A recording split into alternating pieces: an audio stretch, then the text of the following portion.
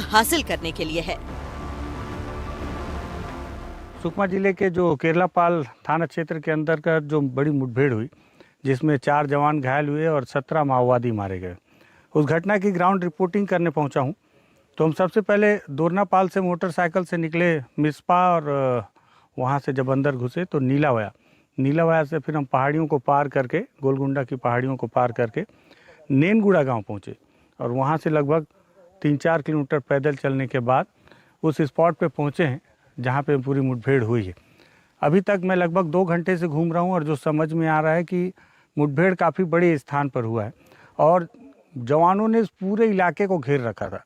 हालांकि किसी ने बहुत यहाँ पे स्पेसिफिक जानकारी देने वाला कोई बंदा तो है नहीं, लेकिन जो समझ में आ रहा है, दरअसल जब अंदरूनी इलाकों में मुठभेड़ होती है तो कैसे होती है, माओवादियों का डेरा किस तरह से वो लोग लगा के रखते हैं, ये थोड़ी थोड़ी सी समझ बढ़ी है बहुत दिन से काम करते करते। तो उसी आधार पर अंदाज में बहुत सारी चीज़ बता रहा हूँ। दरअसल माओवादी जब किसी इलाके में, अंदरूनी इलाकों में जब डेरा लगाते हैं तो वो देखते हैं कि आसपास पानी की व्यवस्था है कि नहीं। तो यहाँ पे देखिए, जहाँ पे मैं पहुँचा हूँ, तो यहाँ पर हालांकि कुछ ग्रामीणों ने हमको ये जगह दिखाया है। यहाँ देखिए सबसे पहले कि चारों तरफ बहुत बड़ी बड़ी पहाड़ियाँ हैं, और हालांकि मैंने इसके कुछ ड्रोन शॉट भी लिए हैं। और यहाँ पर ये देखिए पानी का स्रोत है, और यही पानी जो है बताते हैं कि बहता हुआ पानी है, जिससे कि माओवादियों को रोज़ पीने के पानी की व्यवस्था और अपना खाना बनाने के लिए व्यवस्था के लिए मिल जाए। हम उस जगह थे जहां नक्सलियों के एक नहीं दर्जनों निशान थे। पानी के बहते स्रोत भी उनकी मौजूदगी की दास्तां बता रहे थे, लेकिन सुरक्षा बलों की चाक चौबंद तैयारियों के आगे उनकी एक ना चली, सभी मारे गए। जब जवानों ने पूरे इलाके को रात में ही घेर लिया और उनको एकदम पिन पॉइंट सूचना थी कि इस इलाके में माओवादी हैं, जिसमें जगदीश जो मारा गया वो तो था ही, उसके अलावा जो भी माओवादियों के नाम आ रहे हैं, जैसे केरलापाल एरिया कमेटी के अंतर्गत संजू एक बड़ा नाम है, और कुछ लोग अलग अलग लोगों का नाम ले रहे हैं, लेकिन जो मारा गया वो तो स्पष्ट है कि वो माओवादी यहाँ था। तो जगदीश अपनी टीम के लोगों के साथ यहाँ पे था। ग्रामीणों से भी मैं बात कर रहा था, नेनगुड़ा गांव वालों से, तो उन्होंने बताया कि जो 17 मारे गए हैं उसमें कोई भी ग्रामीण नहीं है, सारे के सारे माओवादी ही थे, संगठन से संबंधित। अब देखिए यहाँ पर लाल मिर्च और जो भी खाने पीने का सामान है, और साथ ही माओवादियों का एक पोस्टर यहाँ पे रखा पड़ा हुआ है। मुझे लगता है कि जब जवान मोर्चा लिए और ये सब खाने पीने का सामान लेके माओवादियों का जो डेरा रहा होगा, ये ऊपर में एक जगह पे मैं देखा हूँ, अभी आपको दिखाऊंगा, जहाँ पर सोलर प्लेट रखी पड़ी हुई है और गोलियों के निशान है, जूते वूते पड़े हुए हैं। मुझे लगता है वो माओवादियों का, क्योंकि वहाँ पे प्लेन इलाका था, थोड़ा ऊंचाई में भी है, और माओवादी हमेशा से ही अगर पहाड़ों में रहते हैं तो थोड़े से ऊंचाई पे रहते हैं, कि मान लो खुदा न खास्ता अगर फोर्स उन्हें घेरे तो फोर्स जब ऊपर चढ़ेगी तो उन पर अटैक करना माओवादियों के लिए आसान होगा। जो ऊपर रहेगा उसे इस बात का लाभ मिलता है मुठभेड़ों में। तो वहाँ पर जो भी जगदीश और उनकी टीम रही होगी वो यहाँ से लगभग इस पहाड़ी की ऊंचाई पर है, और यहाँ पानी की व्यवस्था है। खाना वाना बनाने या अन्य काम के लिए, दैनिक उपयोगी और जो नित्य कर्म है उसके लिए इसका उपयोग किया जाता रहा होगा माओवादियों के द्वारा। हम थोड़ा और आगे बढ़े। यहाँ भी हमने नक्सलियों के आखिरी वक्त के कई सबूत देखे, उनका बिखरा हुआ खाना देखा।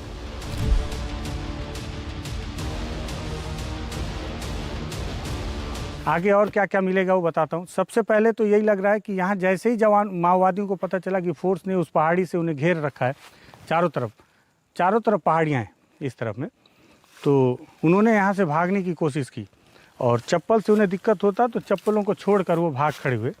और इस तरफ ऊपर में, क्योंकि यहाँ पर कहीं पे भी गोलियों के निशान नहीं है, इसलिए मुझे लगता है कि, हालांकि एक वीडियो वायरल हो रहा है और उस वीडियो में जवान बोल रहे हैं कि नाले की तरफ ले जाओ, तो नाला तो यहाँ भी है, लेकिन यहाँ कहीं गोलियों के निशान नहीं दिख रहे हैं। एक नाला और आगे मिला है हमें, वहाँ गोलियों के निशान है, और वहाँ मुझे इस तरह की तस्वीर भी लग रही है कि वो वहीं की तस्वीर होगी।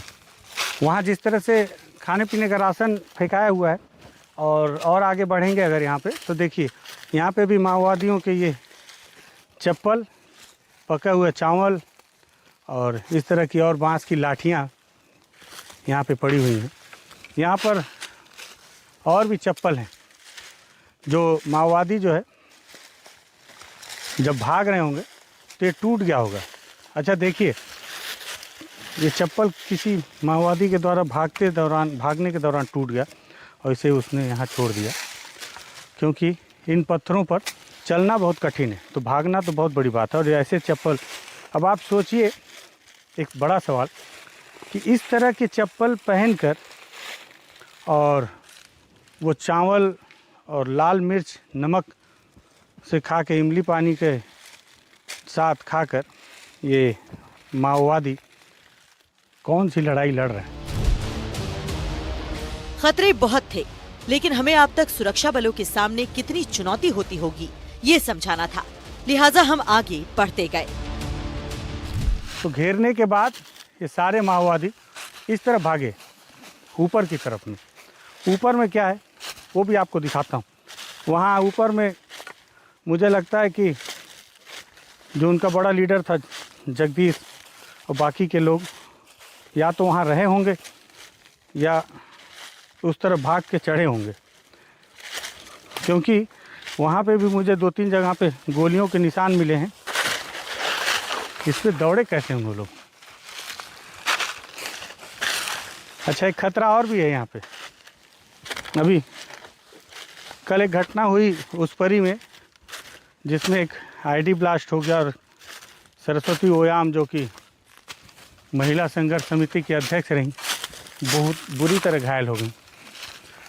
तब से एक दहशत ये भी है कि माओवादियों का डेरा है, तो कहीं ऐसा ना हो कि अपने डेरे की सुरक्षा के लिए उन्होंने यहाँ कहीं बम लगा रखा हो। लेकिन जो होना है वो होगा ही, यही सोचकर चल रहे हैं। आगे और दिखाता हूँ आपको। अब हम उस जगह पर थे जहां असल में मुठभेड़ हुई। पेड़ों पर गोलियों के असंख्य निशान, खून के निशान, जहां माओवादी ढेर होकर गिरे उसके जीते जागते निशान। हमने कैमरे पर हर सबूत को रिकॉर्ड किया। तो देखा आपने कि जो उस तरफ से मैं नीचे की पहाड़ी के नीचे से चलते चलते अब ऊपर आ चुका हूँ। जो मैंने आपको बताया था कि जहाँ पे गोलियों के निशान है, नीचे सबसे पहले जो स्पॉट हमें मिला जहाँ खाने के सामान और पके हुए चावल फेंके हुए हैं।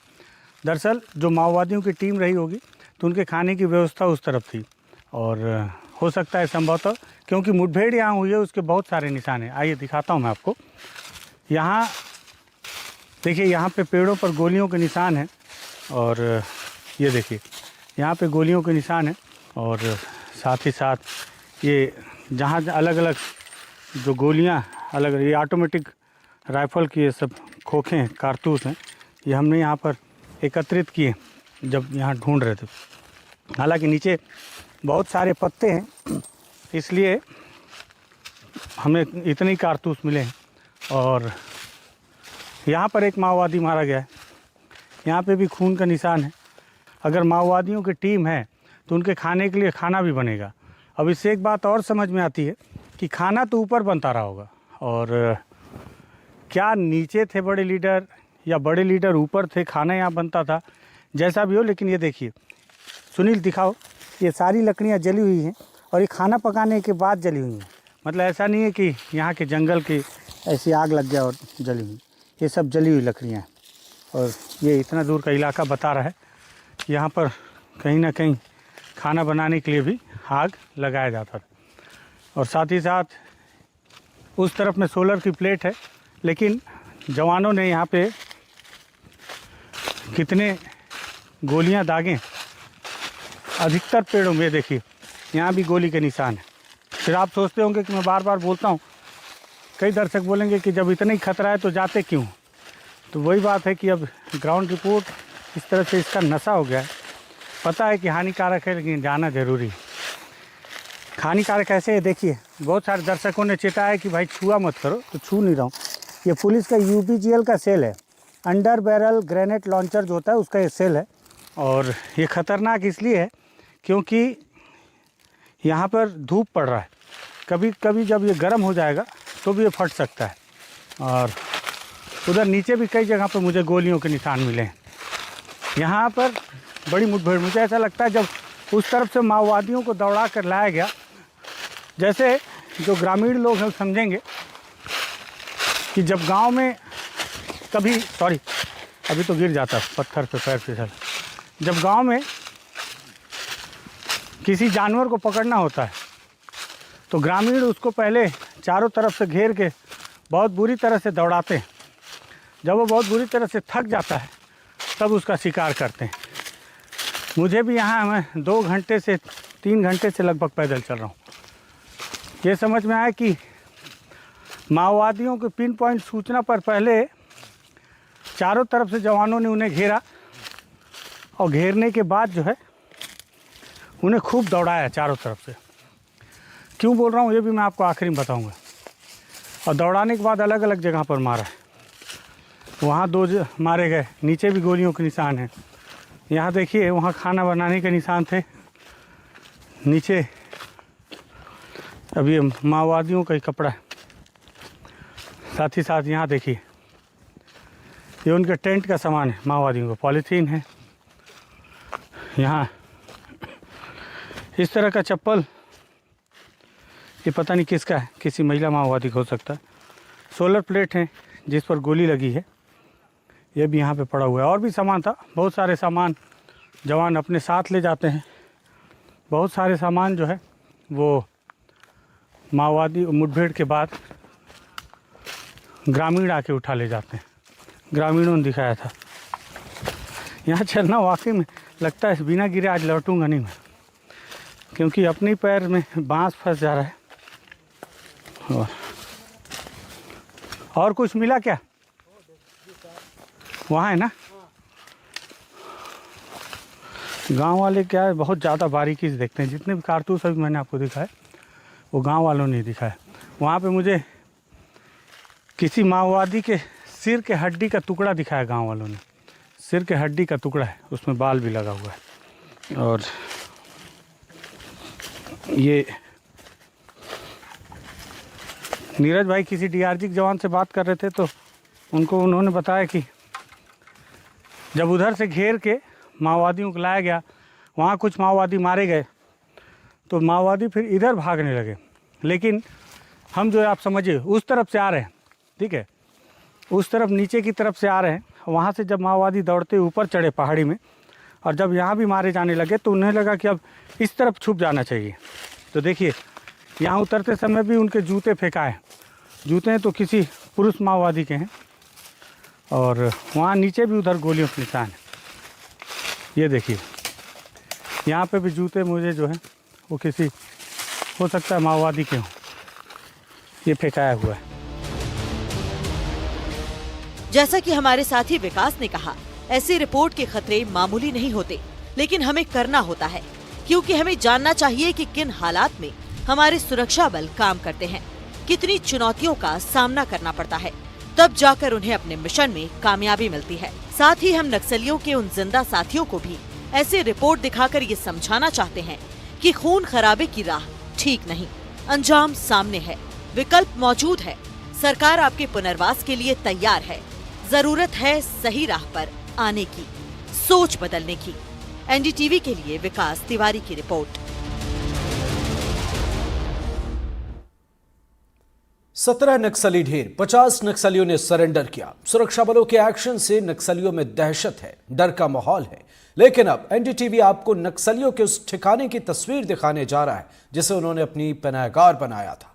टीवी पर पहली बार एनडीटीवी आपको नक्सलियों के उस मान में लेकर जा रहा है जहां से वे जवानों को निशाना बनाते थे, रणनीति बनाते थे। देखिए रिपोर्ट।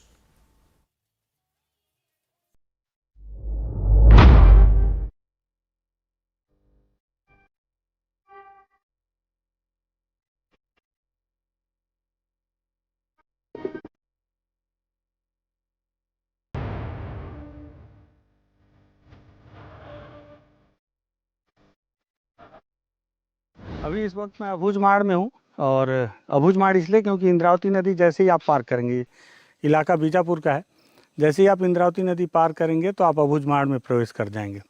अबूझमाड़ माओवादियों का गढ़ रहा है किसी समय में, लेकिन जिस तरह से 2024 के बाद जो केंद्रीय गृह मंत्री का दावा रहा, उसके बाद से लगातार फोर्स का मूवमेंट बढ़ा।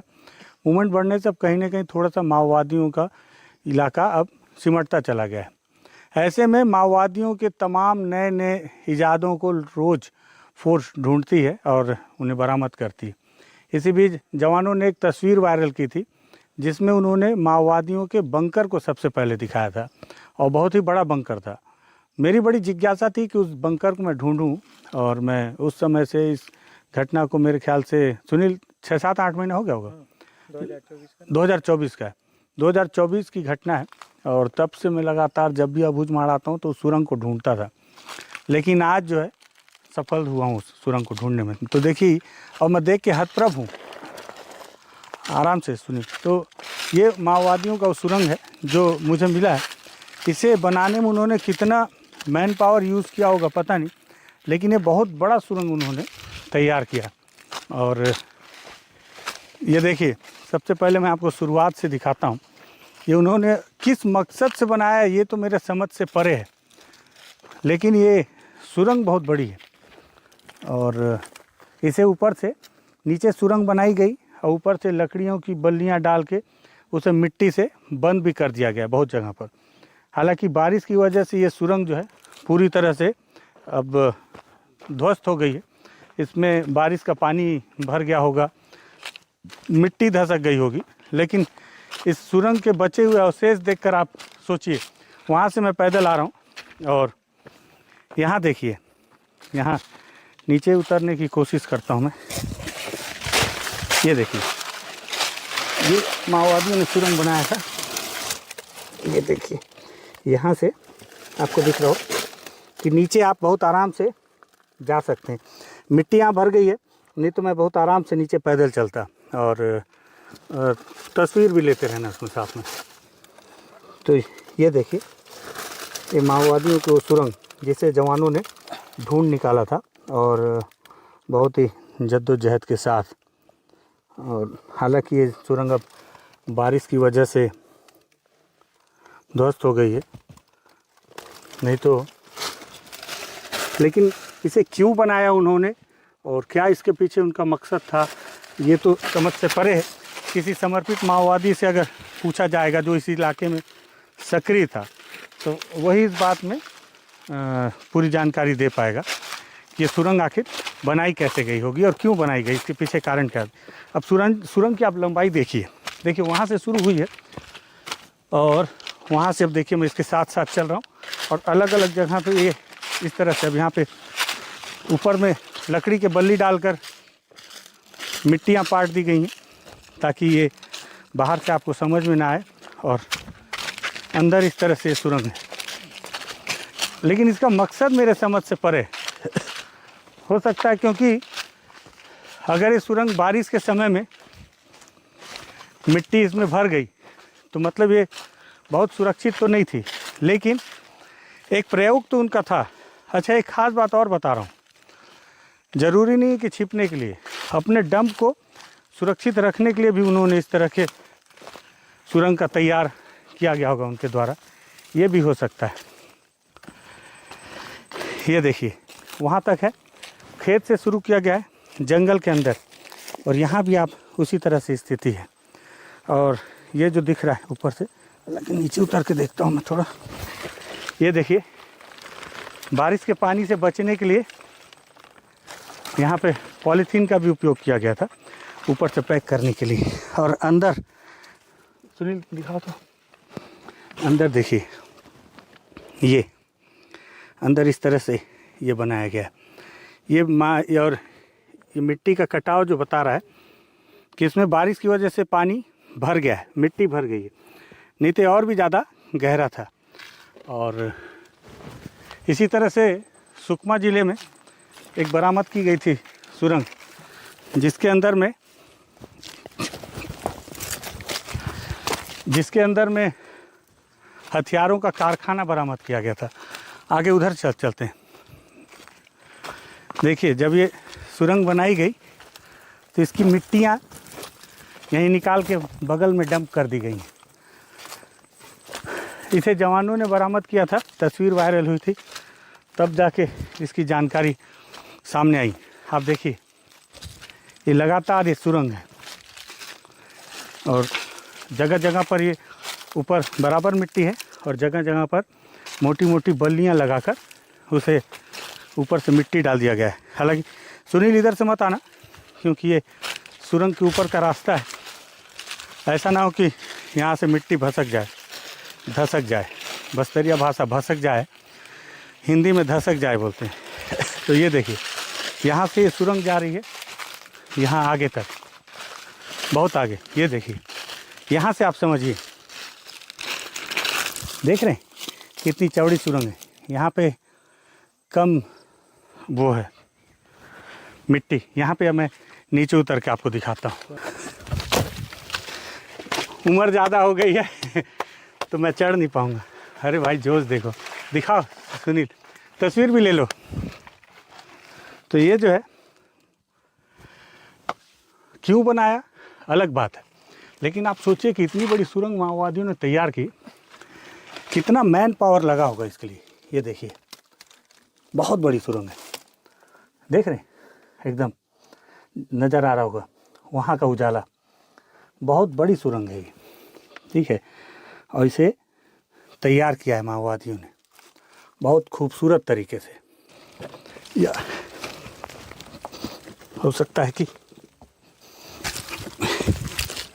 जो भी करते, लेकिन ये है कि माओवादियों का ये बहुत शानदार सुरंग है। बहुत दिन से इसे तलाश रहा था, आज मेरी तलाश पूरी हुई है, लेकिन इसकी लंबाई ख़त्म नहीं हो रही है। देख रहे हैं, मतलब वहाँ से और आगे है और अंदर मिट्टी भर गई है। नहीं तो मैं आपको दिखाता कि वो सुरंग यहाँ से आके इस तरफ टर्न हुई है। ये देखिए, है ना, अंदर मिट्टी भर जाने की वजह से पता नहीं चल पाया कि वो सुरंग का अंदर का स्ट्रक्चर कैसा है। लेकिन इस तरफ में वो सुरंग वहाँ से आई, ऐसे टर्न हुई, इधर भी मिट्टी बाहर इकट्ठी की गई है, जो इस बात के गवाह हैं कि सुरंग वहाँ भी खोदी गई है। ये देखिए, हालांकि ऐसे जगहों पर इतनी लापरवाही से पैदल चलना ठीक नहीं है, क्योंकि माओवादी अपने किसी भी स्थान पर जो ऐसा पनाहगार तैयार करते हैं और उन्हें थोड़ा सा भी अगर इस बात की भनक हो कि उस इलाके में फोर्स आ सकती है, तो उनके द्वारा वहाँ आसपास सुरक्षागत कारणों से आईडी बम और स्पाइक होल लगाया जाता है। ये देखिए, सुरंग इस रास्ते से गई है। मुझे लगता है 200-300 मीटर से ज़्यादा आ गए हम हैं। ये देखिए, ये बता रहा है कि सुरंग उधर आगे गई है सुरंग, इस तरह से। तो चलना ठीक नहीं। क्यों? ये हाँ, सुरंग के ऊपर चल रहे हैं, ठीक बात। लेकिन ये सुरंग गई बहुत लंबी है। उधर से घूम लेते हैं। किधर से? उस तरफ से। लेकिन यहाँ अंदर में सुनील, ये समझ में आ रहा है कि अंदर में यहाँ भी सुरंग है, इस तरफ में भी। अब मुझे लग रहा है कि अंदर ये सुरंग सीधी आके वहीं से सुरंग से और कई शाखाएं निकली हुई हैं, जो अंदर एक बड़ा स्ट्रक्चर माओवादियों ने तैयार किया। अब जिज्ञासा इस बात को लेकर भी है कि इतनी बड़ी सुरंग तैयार करने के लिए कितना मैन पावर लगा होगा माओवादियों को, तो वो कहाँ से लाए होंगे। हालांकि ये झाड़ियाँ परेशान कर रही हैं, लेकिन मैं इसी बात से संतुष्ट हूँ कि ये जो मेरी तलाश है आज पूरी हुई है। तो मैं इसे थोड़ा सा विधिवत देख लेना चाह रहा हूँ। ये देखिए।